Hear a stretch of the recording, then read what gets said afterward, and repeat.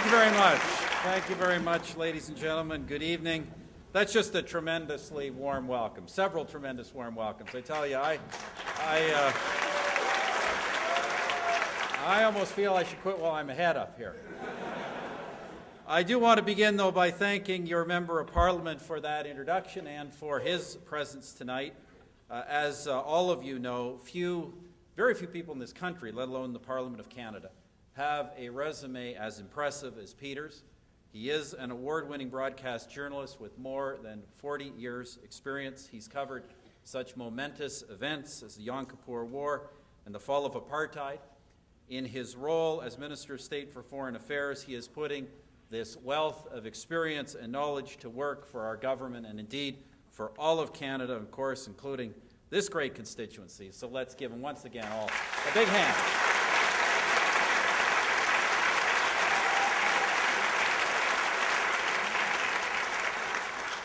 And Rabbi Kaplan.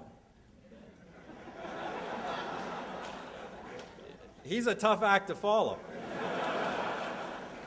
I really feel under pressure now.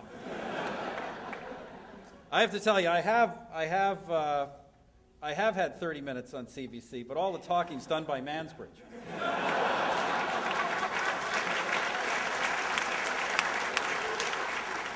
I have to tell you another story.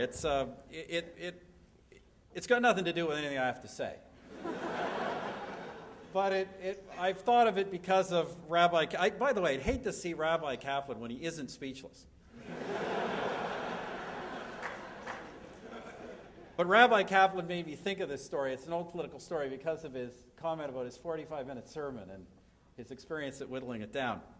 And it's a story some of you may have heard. It's an old political story about a young man who goes out onto the prairies putting up posters and stumping for the beginning of his political career. I went through this phase in my life in the late 1980s. Anyway, he goes to a small town where he's put up a bunch of posters, advertised a public meeting to talk about the policies behind his candidacy.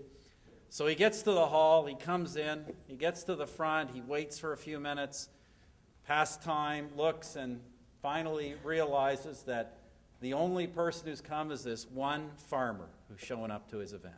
This one farmer. So he gets up, he comes to the podium, and he says, "I'm sorry, sir, but due to tonight's attendance, I'm going to have to call off my speech for the evening." Well, the old farmer gets up and he says, "Son," says, "you know, I have a lot of cattle, horses, and I feed my livestock every day, and I put a big feed out for them. And if only one of the cows shows up, I still feed them."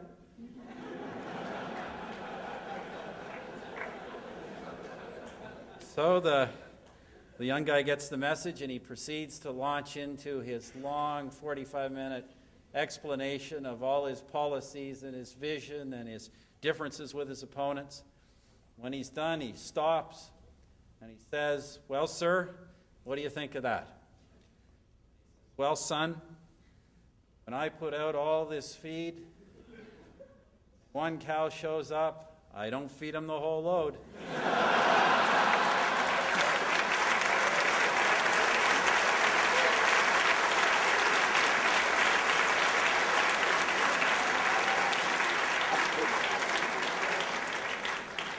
Honored rabbis, distinguished members of the Jewish community, distinguished guests, mesdames et messieurs, garçons et filles, ladies and gentlemen, boys and girls.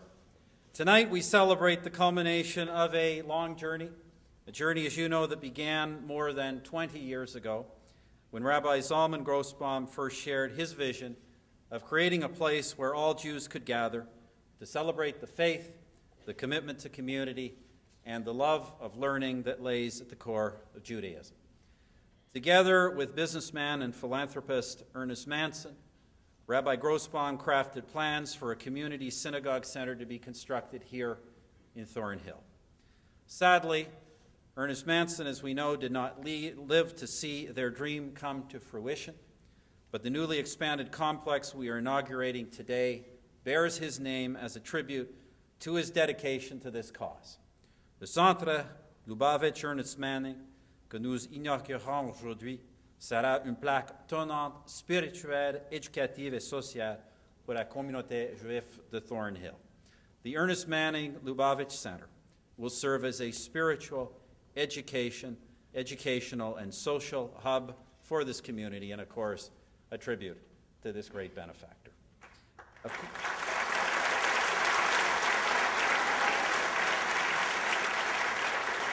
Of course, thanks to the vision and leadership of the late Rabbi Schneerson, thousands of Chabad Lubavitch centers like this have opened their doors around the world. Through education and outreach programs, these centers are strengthening the bonds of the faith within the Jewish community everywhere. In so doing, they signify the enduring spirit of the Jewish people. 3,320 years. 3,320 years. Among all the peoples of the world, perhaps none have been tried as often and as greatly, and certainly none have persevered as resolutely and as successfully as the Jewish people. Sadly, this perseverance is once again being tested by, and I say this with deep sadness, a rising global tide of anti-Semitism.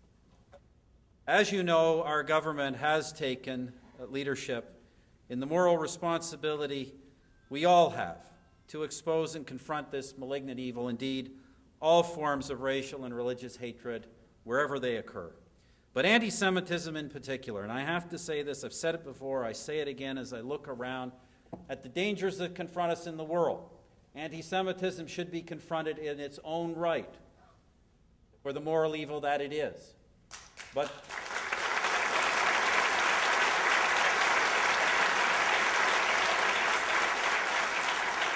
I say this not just to Jews, but to Gentiles everywhere.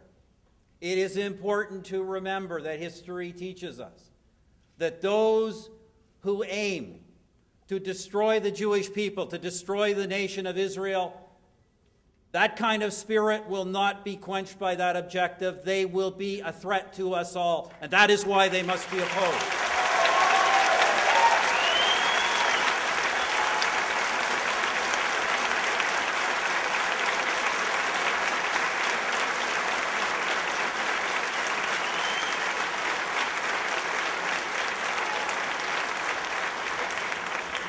As you know, we have several outstanding leaders for this cause in our government. Jason Kenney, the outstanding Minister of Immigration, Citizenship, and Multiculturalism, spoke forcefully of the need to combat anti-Semitism in all its forms at the recent international conference in London. And of course, closer to home, Minister Kent has vigorously denounced the anti-Semitic bullying tactics present on some university campuses in this country.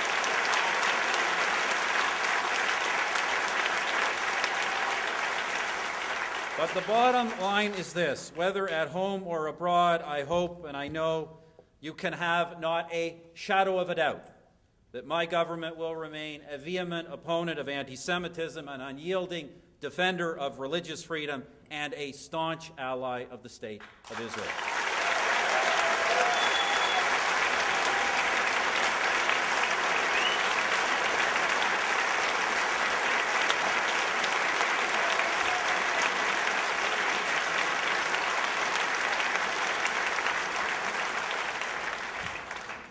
In closing, I'd like to thank Chabad Lubavitch for this kind invitation to this historic dedication ceremony. I wish you all well in your service to the community, and I wish you well in your efforts to spread the wisdom of the Torah, the wisdom of your faith. God bless you in your work, Rabbi. God bless all of you in your efforts. And of course, Shalom. God bless Canada.